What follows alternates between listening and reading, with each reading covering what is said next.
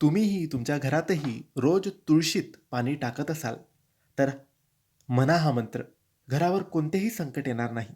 मित्रांनो, आपल्या प्रत्येकाच्या घराच्या बाहेर तुळशी असते, तुळशीचे वृंदावन असते आणि रोज सकाळी हिंदू धर्मात, वास्तुशास्त्रात, स्वामींच्या केंद्रात सांगितलं जातं, की रोज सकाळी उठल्यावर अंघोळ वगैरे करून देवपूजा झाल्यानंतर रोज तुळशीमध्ये 1 तांब्या, 1 लोटा जल अर्पित करावं.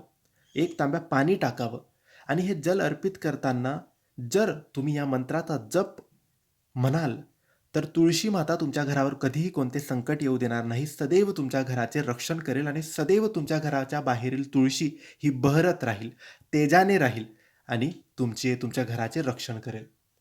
आता हा मंत्र कोणता? तर हा मंत्र काही असा आहे. श्री तुळशी माते नमो नमः. पाप विनाशिने पुण्यदायिनी नमो नमः. फक्त 11 वेळेस पाणी अर्पित करताना हा मंत्र तुम्हाला बोलायचा आहे.